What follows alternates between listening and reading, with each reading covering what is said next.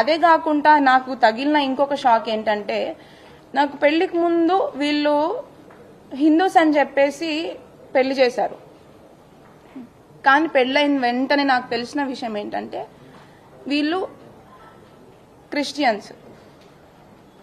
వాళ్ళు లోపల ఎట్లాంటి హిందువులకి సంబంధించిన పూజలు కానీ హిందూ కార్యక్రమాలు కానీ, అంటే బయట పబ్లిక్ లో మరి ఏం చేస్తున్నారు, ఏం పూజలు చేస్తున్నారు, ఎక్కడికి వెళ్తున్నారు అనేది నాకు సంబంధం లేదు.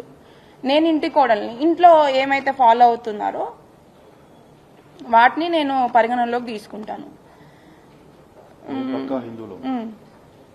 అక్కడికి వెళ్ళిన వెంటనే వాళ్ళ ఇంట్లో ఒక పూజ గది లేదు. బట్ మేము పెళ్లి చూపులకు వచ్చే ముందు అక్కడ మాకు తగ్గట్టుగా అన్ని ఫోటోలు అరేంజ్ చేసి మమ్మల్ని మోసం చేసి మమ్మల్ని పెళ్లి వరకు తీసుకొచ్చి పెళ్లి చేశారు. అది ఇవి ఇప్పుడు అబ్బాయితో ఒకటైతే, సెకండ్ వచ్చేసి క్రిస్టియన్స్ అని చెప్పేసి తెలియకుండానే పెళ్లి చేసి, నేను క్రిస్టియానిటీ ఫాలో అవటం అనేది నేను తప్పుగా పరిగణించట్లేదండి. ఎవరి దేవుని వాళ్ళు రెస్పెక్ట్ చేస్తారు. బట్ చెప్పకుండా పెళ్లి చేసి మోసం చేసిందే కాక బలవంతం చేయడం అనేది ఇంకొక తప్పు. అవన్నిటిని నేను ఎఫ్ఐఆర్లో క్లియర్గా చెప్పినా చెప్పకున్నా ఇప్పుడు డైరెక్ట్గా మీకు ప్రతి ఒక్కరికి నా బాధ అర్థమవుతుంది అని చెప్పి ఇప్పుడు ఇంకొకసారి మీకు అందరికీ చెప్పుకుంటున్నాను. అక్కడ ఆవిడ బైబిల్ చదువుతున్నా నేను వాటిని అన్నిటినీ నేను ప్రతి ఒక్కదాన్ని నేను రెస్పెక్ట్ చేస్తాను ఖచ్చితంగా. బట్ నన్ను బలవంతం చేయడం అనేది ఖచ్చితంగా 100కి 100% తప్పు. అండ్ మా దేవుళ్ళని ఇప్పుడు నేను వాళ్ళని బతిలాడుకోగా నాకు ఒక 3rd ఫ్లోర్లో పూజ గది పెట్టారు. దాంట్లో కనీసం నేను అగరబత్తులు వెలిగించి గంట కొట్టాలన్నా కూడా చాలా భయపడేదాన్ని.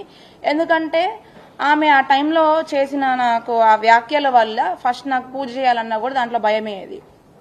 ఎందుకంటే ఆమె ఎట్లాంటి వ్యాఖ్యలు చేసిందంటే, అసలు మీ దేవుళ్ళు కూడా దేవుళ్ళేనా, అసలు ఇద్దరిద్దరు అంటే నాకు శివుడు అంటే చాలా ఇష్టం అనమాట. ఎప్పటి నుంచో చిన్నప్పటి నుంచి నేను అక్కడ కూడా వెళ్ళిన తర్వాత ఆ దేవుడినే పూజించుకున్నాను. ఆ దేవుళ్ళ గురించి కూడా అసలు ఇద్దరిద్దరు వైఫ్లు ఉంటారు, ఇద్దరిద్దరు పిల్లలు ఉంటారు, వాళ్ళకు కూడా అన్ని మనుషుల్లాగానే అన్ని ఉన్నాయి. అసలు వాళ్ళ దేవుళ్ళు ఎట్లయితారమ్మా? ఇప్పుడు నువ్వు పూజ చేసావు, ప్రసాదం పెడితే దేవుడు తినేస్తాడా అని చెప్పి ఇట్లాంటి మాటలు మాట్లాడడం కూడా చాలా తప్పు. ఫస్ట్ థింగ్ ఆమె ఇంకా నువ్వు హిందువు, మీ దేవుళ్ళు నమ్ముకున్నావు కాబట్టి నీకు ఇట్లా అయిందేమో, మా దాంట్లోకి వచ్చేసేయి అని చెప్పి ఇట్లాంటి మాటలు మాట్లాడేదన్నమాట. నేను ఎప్పుడు కూడా వాళ్ళ దేవుళ్ళని అయితే నేను తప్పు పట్టలేదు. ఎవరి దేవుడు వాళ్ళకి, ఎవరి దేవుళ్ళు వాళ్ళకే గొప్ప. నేను మీ దేవుని రెస్పెక్ట్ చేస్తాను, మీరు మా దేవుని కూడా అంతే రెస్పెక్ట్ చేయాలని చెప్పి నేను అనుకునేదాన్ని.